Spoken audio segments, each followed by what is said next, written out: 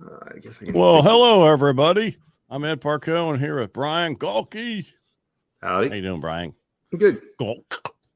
Gulk, as Steve would say. Yeah. Well, you've been pretty busy there, buddy. You've been all over the place. Glad to see you're back, spending time with your kid.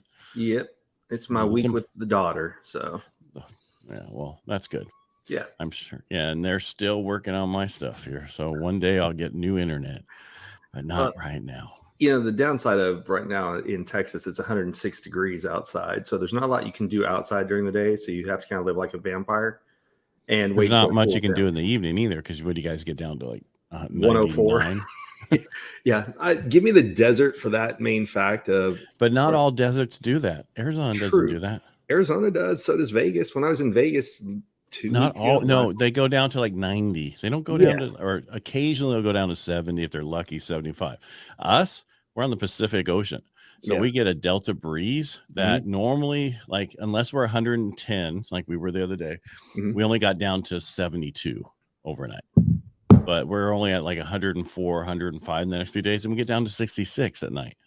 Wow, that's crazy. Right? And so the morning, you can go outside, relax, do a few things for a few hours, no big deal. Right. And it peaks around 5 o'clock, and you're like, I'm going inside. And that's what, but people don't want to know about weather. No, they might. You never know. All right. So you were asking me what we're going to talk about today. Yes. And one of my biggest things right now is time and how, and I'm realizing how important. All right. So here, I'll give an example. Last week was my first Rotary meeting. I ran that thing like a Swiss clock, meaning that I had the time down. Like, this is going to take a minute. You got 2 minutes. You got this. And the thing is, I'm trying to shove an hour and a half of stuff in an hour. Right. And then I heard from somebody, seemed a little militant. It's like, all right, my most important thing is our thing is from 7 to 8. You're out of here at 8. Get to work. No wasting time. I'm not going to. We had one president in the past who we were out at 8:15, 8:20. It's like, dude, I got to get to work. Anyway, so I'm trying to explain is the one thing we can never get back is time. Agreed. And your time is so important. And what people don't realize is we waste it so much until we get older and we go, oh my God, I wish I had an extra little bit of time. Yeah. There's a guy, Bobby Castro. That's his whole thing is non-refundable minutes. That's what life is made up of. You don't get that time back. Make sure you're choosing it wisely, how you spend it. And that's what I want to talk about today is, guru for my industry, Todd Duncan. He's been around for a while. He wrote a book back in the 2000s called Time Traps. And it broke down all that, how we get stuck doing things that we shouldn't be doing. And we're focusing on areas thinking we're focused on stuff. And we're not really focused on anything, but the time that we're supposed to be focused on is that. And that's kind of what I get to is you need to be okay with the fact that sometimes while you're building your business, you don't have enough money to hire somebody else. So you have to do stuff. Right. But you eventually have to figure out what is your time worth? What do you work an hour? Back, I used to be worth $1,000 an hour. That's a good so hour. I didn't do anything other than that. What? I said that's a good hour. That's a good hourly rate. Yeah. Yeah, that was our hourly rate was $1,000 an hour out of a 40-hour work week.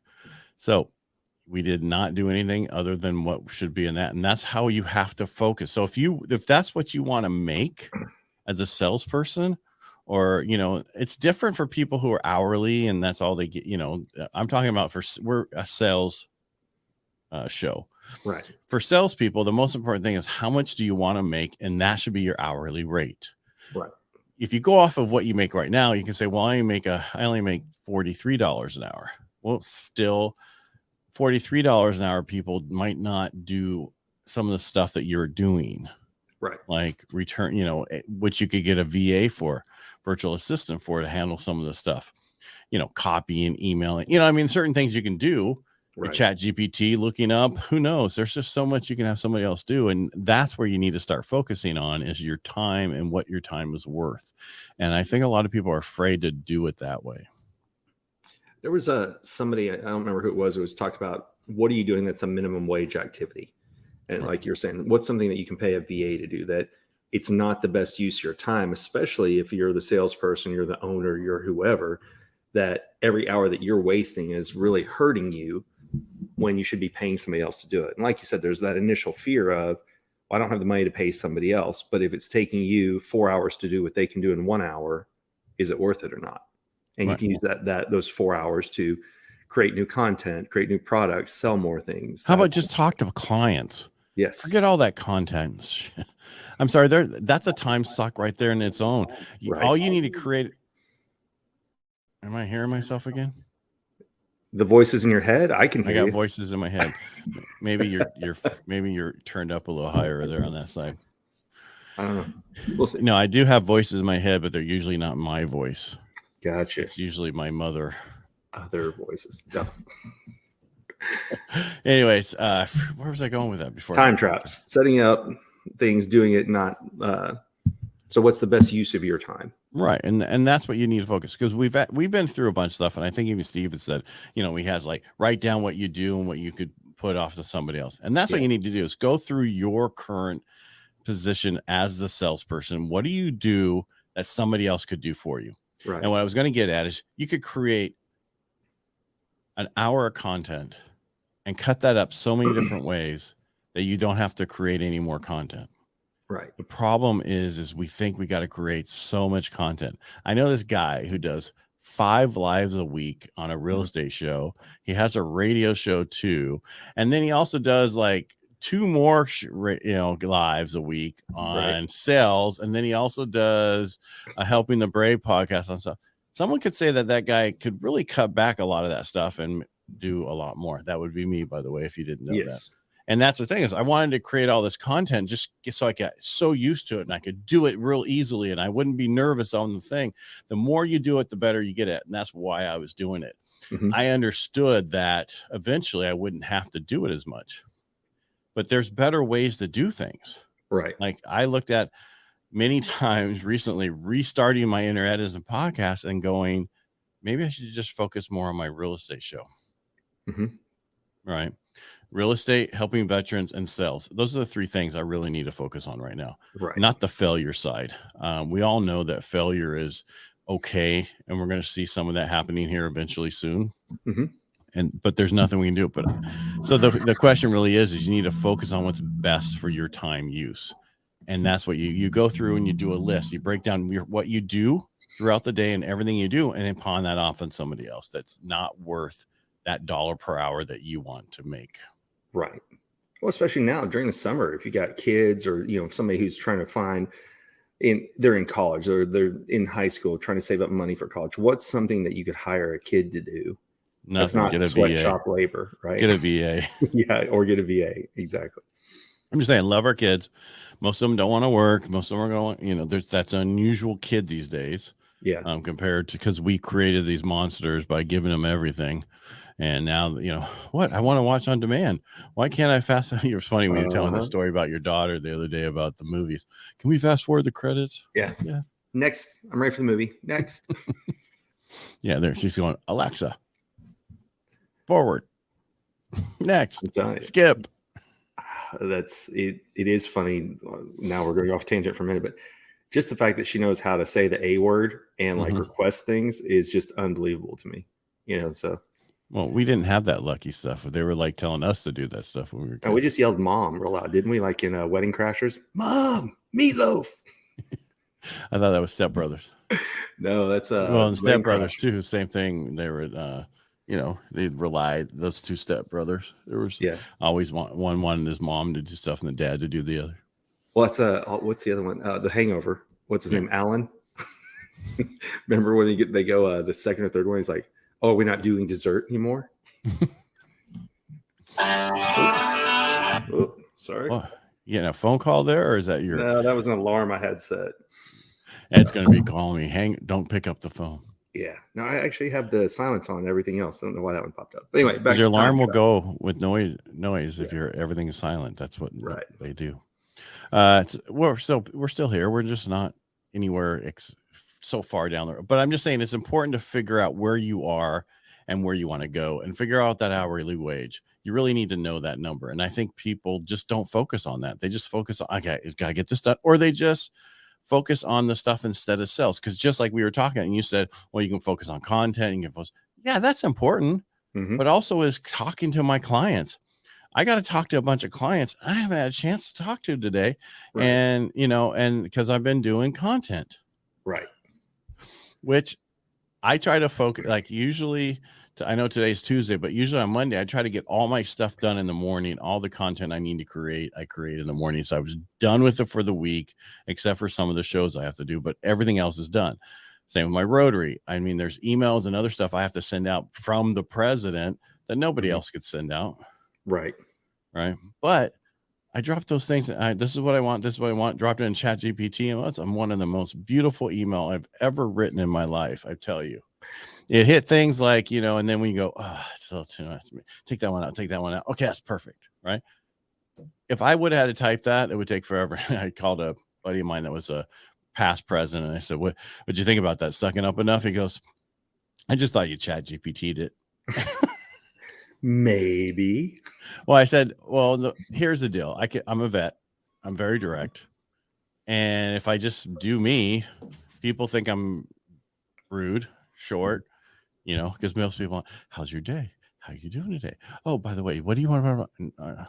Can you get to the fucking point? That's me. So it's like, yeah.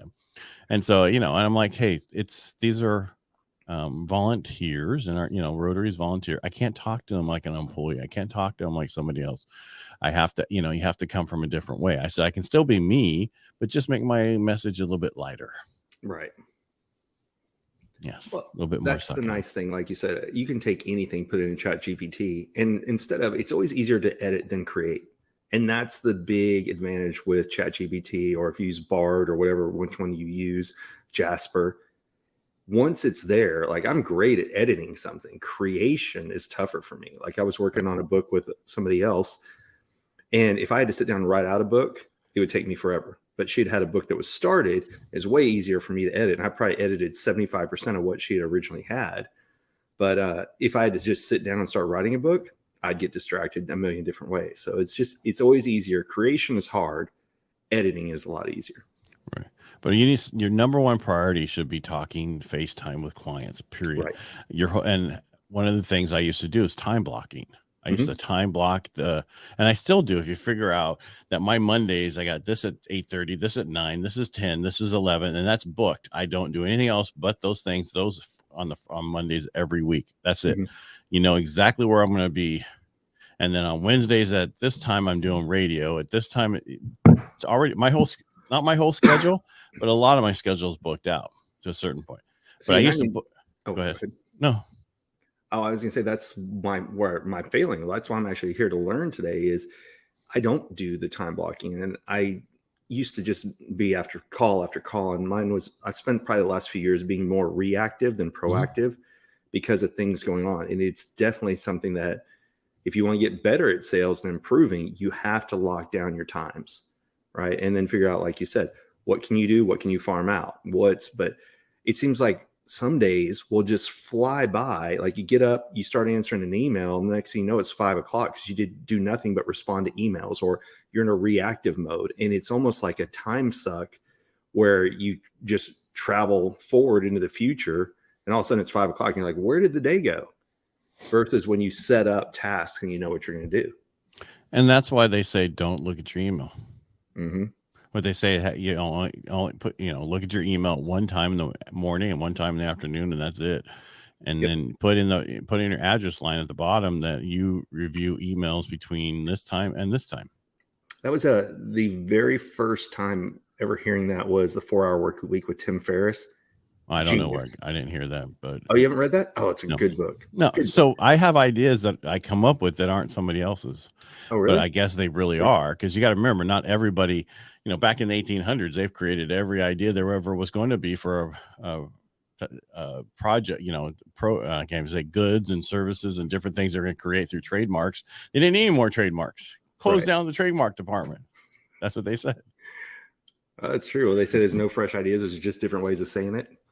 Yeah, well, I mean, we all use other people's words to a certain point. I'm still in Todd Duncan's today. I'm giving up Amish for that, but it's not just. There's so many good books out there on stuff, but again, I'm going to read books. It's taking time away, right? And for myself, I was like, God, over the last 8 months, my exercise routine has really sucked. I walked, but I didn't lift because I hurt myself. Right. And then I get back and then I hurt my tricep. And it's like, give me a break. I'm old and falling apart. I gotta go. Anyway, Start working on that form, not those pounds. it wasn't I was trying a different thing, and that's what the problem was. I should just stick to what I've learned and know how to do. Yep. So I've got back to the Peloton doing riding, which is what I loved, and I used to ride all the time, and that's how I kept my weight off. But it's so dangerous now, so you can only do really Peloton. So I do 90 minutes, which is 30 miles. That's nuts. Up to 5 days a week. Yeah. So minimum 3. My preferred is 5. That's not nuts. You turn on something and watch it, or do something else. So it's instead of watching TV, sitting in a chair, I'm riding on a bike. Yeah. So I have the TV set up to, if I don't pedal, it goes off. I'm just kidding. Oh, that's smart. Kidding. I got a buddy here who he owns a construction company, and he from Poland, huge soccer fan. And he has just a bike that he watches the entire game. So he figured 90 minutes, he's watching what he likes, and then he's just sitting there pedaling away. So you're right. If you can find a way to do it, absolutely. The old, what they say, the best gym is the one you actually go to. And during the pandemic, I think people realized, oh, I can do this stuff at home. I mean, look at what Peloton did and everything else during the pandemic. But again, that's what's the best use of your time. Well, if you can fit in a 90-minute workout and you don't have a commute time, you don't have to, change in the locker room, do all these things, that's a good use of time. And a lot of people I know, like the work from home, they'll do a meeting or whatever on the treadmill. Yeah. Like I had a coach when I was losing weight, and he's like, he'd send me videos, and he's on his treadmill. Hey, I just went through your numbers and blah, blah. And I'm like, okay, just showing off. I thought about that, but I didn't know if I'd be doing this the whole time. On the podcast. Hey, Ed, how's it going? Doing well? Are you riding a bike or are you walking? Yeah. That's riding the bike. Walking is a little bit less. Actually, my friends make fun of me because my arms apparently don't move a lot when I walk. So it might just be this. That might be me. So that reminds me of a Seinfeld episode when Elaine made fun of that lady who didn't move her arms. And then I didn't move my arms. She's knocking everything around in her office on the ground. You don't remember that one? But I've heard about it because they say I don't move my arms enough. Yeah. But back to our story. Yes. But you just need to focus. I mean, for me, you can go with, and I put a little things over here because I was reading his, and it was important because what's nice about this book, at the end of it, he does executive summaries. Now, I don't know if you remember, there was a huge thing that's all the books they used to do. I don't know if they still do that. They'd read a book and then do executive summary of the book, and you could read that, or you could do more. Cliff Notes. It's not Cliff Notes. It's something else. I don't know if they're still around.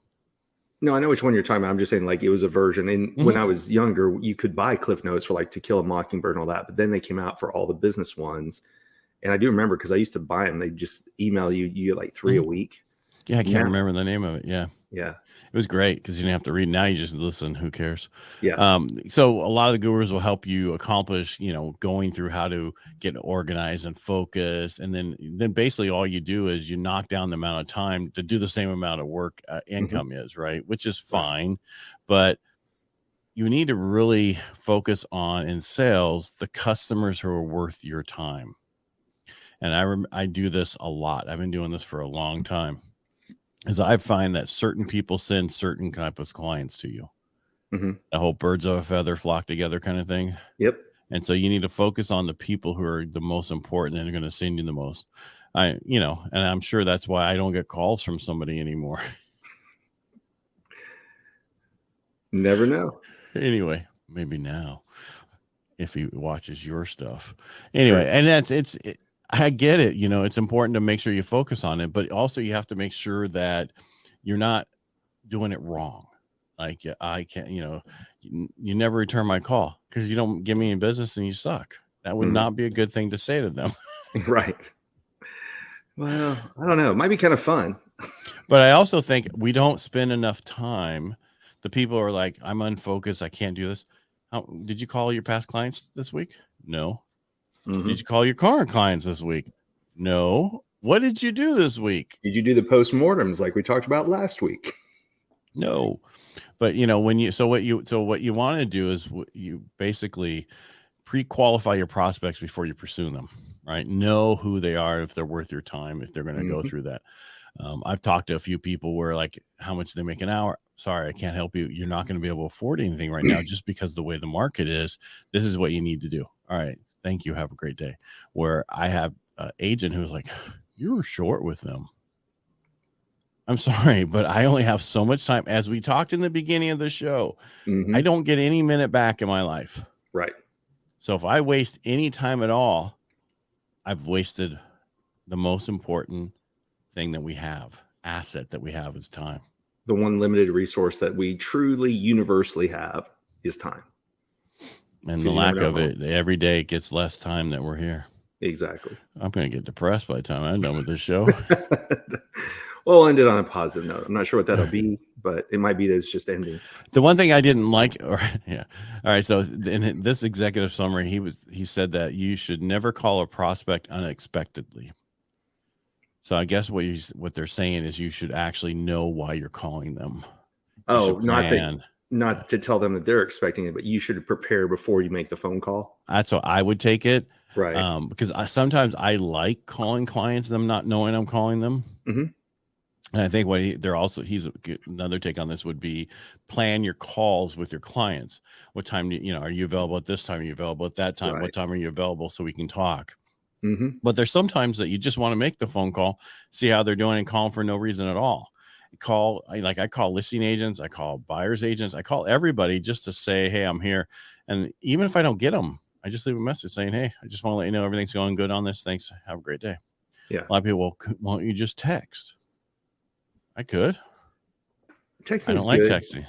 It just depends on the person. Like you can beta test and play around with what does the person respond best to.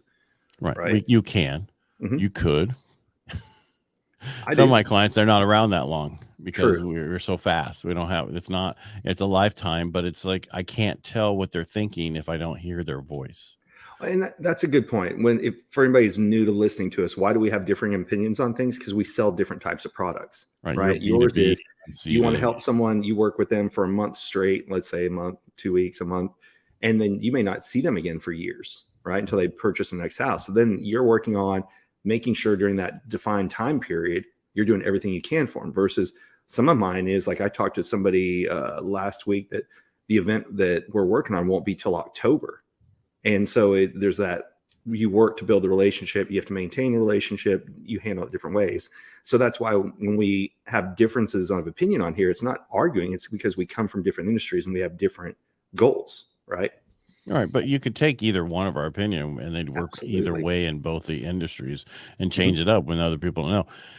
Because there are people that I know I have to text, like real estate agents up in certain areas where they work. They don't get phone calls very easily. So it's easier to text them, but I still will call them and leave a message and mess with them because then they don't think I called. Right. And it's like, hey, just checking in, making sure everything's okay.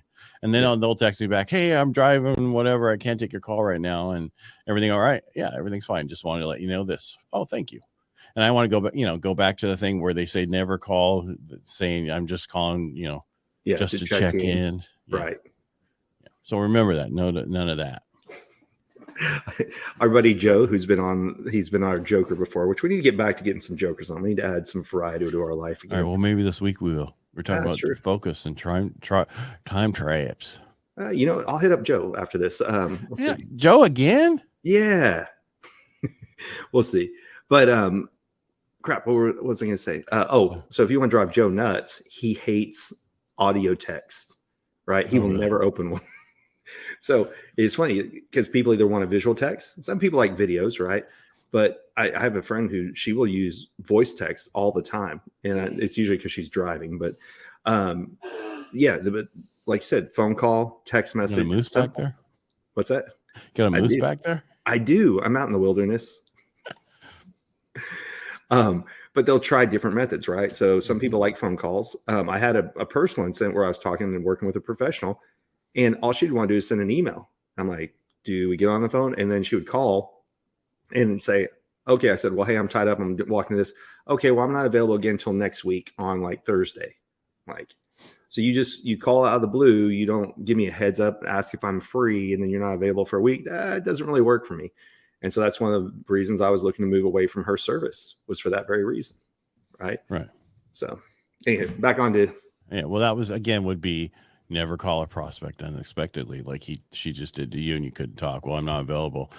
I think the most important thing is get rid of people wasting your time. Yes. Right. Cut ties with time consuming customers and referral partners. I think that's the biggest thing that people don't get rid of, is the wasted time of referral partners who take up your time and send you, please don't take this wrong, garbage, right? Or don't understand with their clients. I don't mean that wrong. Garbage is wrong. I'm just somebody who unclosable deals. How's that? Yeah. Thank you. It just, there's no way to do it. They've not focused at all. They haven't spent a time with them. And I always tell them, I said, why don't you ask them a couple of these? Oh, because I'm a real estate agent. Oh, it might limit your time. You just took them out for a week when you're not supposed to in the first place, showing them anything until they're pre-approved. Right. And you wasted a week on that, but you won't ask them this qualifying question or this qualifying question. Yeah, give them a checklist. Just something they, like we talked about, a script, a standing operating procedure, SOP. Just what is something that you could give them that would help? And what was one of the first ones? Number one, pre-qualify your prospects. Right. That's the first thing you should do. Exactly. And so that's the big thing. Now, interesting with what we're just talking about now, would cut ties with time consuming customers. The theme I'm seeing in being on the more of the speaking side and product side is the less expensive your product is, the more questions and problems somebody has. But then you see somebody offer something for like $10,000, people like, okay, here you go. Here's my credit card. But if it's a $97 product, well, what am I going to get out of it? How does it work out? It's very interesting of the mindset of people, and like, who do you want to deal with in the long term? Would you rather have a $5,000 customer? That's not a problem. Or would you rather have, $100 customers? Right. So that's where another way you can figure it out is who's eating up your time and where's the best way for you to make your profit. And it's also, again, where's your perfect client, right? That's what we've talked about before. This is all tying to that. What is your perfect client? There are the ones who, and because I got some great referral partners who send me people who I know are going to be able to get qualified. It's that 1 in 100 that doesn't. But then I have some I just know they're going to be living in a trailer down by the river and they don't make any money. And again, if you're a real estate agent and you go like, okay, how do I make sure I'm not wasting my time? You need to get pre-qualified, right? You could have here's fill out my little survey real quick. Are you pre-qualified? No. Do you make over? How much do you make? And you can do a little columns, just like we do with our stuff. And then, are you are you self-employed? Because like you were talking, that's a big thing. Is when people start their own company, they don't realize, hey, it's a lot tougher to get a home mortgage, right? Because you're self-employed. Right. But then you know who you're dealing with. And then when they say, well, okay, I make, $22 an hour and my wife doesn't work, right then and there, it's not going to be working for you because that's just not enough income in our market anymore. Right. Yeah. Sorry, I've got a busy day today. People going in and out. I don't hear the doors or not. No, I can't hear it. Good. Then it didn't happen. There you go. All right. What's number 4? Come on, jumping ahead. I guess we're already an hour, almost half hour into this. Like we always said, it's not transactional. It's a relationship and a partnership with your clients. And that's how it should be. When people don't have the long-term thinking, that's when they focus on commission breath and what they're going to get out of it. And that's what gives the sales industry a bad name, right? Is people who only are about the one sale and not the relationship. I believe you. Keep talking because I got to fix something. Sure. So there's too many times I've seen this where somebody is wanting to look at the big payday that they're going to get, and they know they're selling somebody the wrong product. And then that comes back down to authenticity. Do you really believe in your product? Do you believe it's a product that can help someone else? Or are you just out trying to fill your own bank account? And that's where problems come in, right? Because if you're looking to fill your bank account, you don't care where the customer goes after you get your money. And that's where these bad stigmas come out. That's where, when you say you're in sales, everybody immediately thinks, oh, sales puke, right? Or what do you, used car salesman? I feel bad for anybody who sells used cars because that's always the example. But, and there's people who do a good job. You mentioned like there's the dealership near you that they sell the most amount of vehicles, right? So it's not an industry, it's not a certain profession, but apparently at some point there were enough used car salespeople that took advantage of people that's the stigma, right? Right, of course, because that comes from the 70s and the 80s where they used to sell junk to people and oh, you got it. I got rid of that car. Guess how much I got for that car, right? And that's why even Ford company is looking to get rid of dealerships because of how they dealt with the numbers on the trucks are all different in certain areas and certain things, and they like, we just want you to order direct and we'll ship it to you from a factory store. Well, and it goes back to knowledge. We've talked about this before with the invention of the internet. Now people can do their own research. You can't really be taken advantage of like you could have previously. Now, does it still happen? Yes. There's kids that go in to buy a car and their parents don't teach them, and they end up with a 20% interest rate or something ridiculous. But now most people are educated. So now with a lot of salespeople, there's so many people selling solar power, right? And it's a win-win. Because now I know not you have different opinions on this, but for the salespeople, they feel like they're doing something to help the homeowner. The homeowner feels good about, hey, I get some of my power back, versus selling something that somebody doesn't need at all, period. And that's the way it used to be with commission only jobs. Is it was how many suckers can I get today versus how many people can I help? So funny. I don't have a problem with solar as long as it makes sense. The problem I have is when people are selling it when it doesn't make sense. Right. That's the problem I have with it. All right. So the 4 things we were talking about, the pre-qualifying, never call them unexpectedly, and cut ties with consuming customers, transition to relationship and partnerships. And if you do that, you're going to have, if you follow these strategies, you're going to have more income and fewer customers and more productivity at less time. Well, now I'm going to talk about something that wasn't good. So when I first got in the business, we'd sell by the phone, and the guy that owned the company would go, all right, you have 15 loans. Go tell them all that the rates went up and this is what your new rate is. And then he goes, if you lose a third of them, you're going to make still more money. Interesting. Okay. And so these were all refinances. So his big thing was to push people so that they would make more money on less things. Well, my goal is to only do certain things and not focus on certain, and then with our industry changing the way it is, where it's hard to do a loan under a certain loan amount. We've already been pushed up to doing larger loans because of that. You know what I mean? Then that's you chasing certain things. Like I've heard of a real estate agent closed one transaction and made like $3,500 on it somewhere. And that was the first transaction she closed in 6 months. You can't eat off of that. Right. So you need to focus on and this is all about, again, knowing who your perfect customer is and only focusing on that perfect customer. Right. And getting rid of the headaches in your life that cause you problem. You can fire a referral partner. You can fire a client that is not very I've had clients who called the office, yelled at my staff or whatever, and then I called them up and canceled them. Yeah. Because that's not how you treat my people. My people are more important than you are, and your $5,000. And that goes back to what we talked about before. Time is limited. Don't stay in a job you're unhappy with. Don't stay in a relationship you're unhappy with. There's too many people putting up with too much bullshit just because there's time invested, or things may turn around in the long run. That just leads to misery. One of the things Bradley talked about one time, and I'm sure he got it from somebody else, is you get what you tolerate. Like that simple impact of that statement. I'm like, oh God, okay. Yeah, you're right. Okay, what am I tolerating? And too many people do it. So this is a good list, pre-qualify, but number 3, cut ties when you need to. And that's what should be on all areas of life. And the most important thing you need to know, what's your hourly rate? And then you need to. Yes. Delegate. So you're right. What was it that Steve? Those are the only 2 things you need to know. Right. What is your hourly rate? If it doesn't make sense for you to do it, delegate it to somebody else. Even if you don't have the money today, do it. Start it with a credit card and get done with it. I was trying to remember Steve's when we were talking. So I think it's what needs to be done now, what's not now, and what's not me. Right. So that kind of falls into that same thing here. What do I need to do right now? What do I need to focus on? What's a not me or not right now, which means, yeah, I can get to it, but I don't need to do it. It's not a priority. And then the not me, which is, where should I delegate this out to someone else who can do the job instead of me doing it?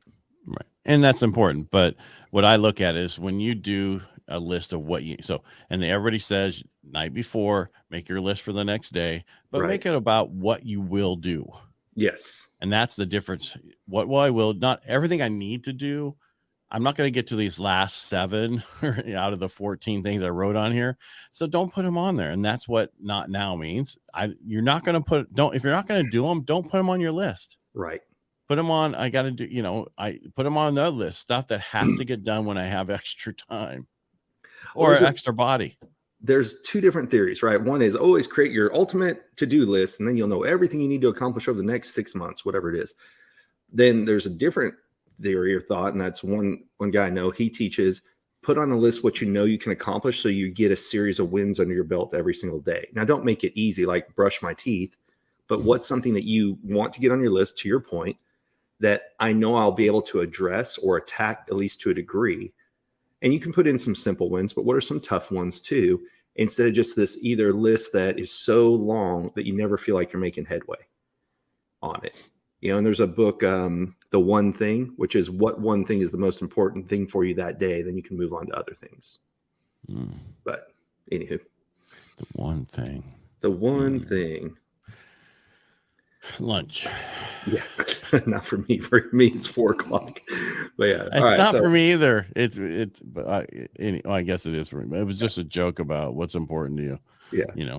And again, I mean, be careful about, we didn't get into all this other, I was a Brian banner today. I had so many banners, but one of the things was saying yes. One of the problems is you need to learn to say no. You say yes too many times. And right now I'm the Rotary president this year, and I've just taken on so much more. I knew that was going to be there, but it was about figuring out how I can organize it and automate certain things so that I don't have to worry about things. Like I know going forward, each week I got to do, hey, here's a weekly email about last week and this week about what the new thing is. Yeah. But my board meetings are only once a month. So that's done for this month. You know what I mean? So it's really about making sure that you figure a way to organize your stuff. And I think organizing and focus is important, even though that thing says that you can still get the same amount of things done in the shorter period of time. That's important, but I think it's really important to figure out how you can focus and time block certain things throughout your day. So that's what all you focus on, and you don't take phone calls at that period of time, potentially, and the way I've set it up with us is when the people who answer our phones, they know that all the sales calls go somewhere else. That's anybody trying to sell us something. We don't need that right now. Only clients come through and potential clients. That's all we want to talk to. Right. No, if it's any of those other things, send it to our voicemail. Emails. I don't even focus on my emails. I wait for my clients. I wait for my employees to go, did you see that email? What email? I need to break myself up, but yes. But I mean, then I have my Ed Parcaut, which is the email I look at all the time. So I think I'm getting little internet issues. Must be getting hot. Means time to wrap it up. All right. Well, thanks for being here. I hope we didn't ramble too much about things, but it was really important.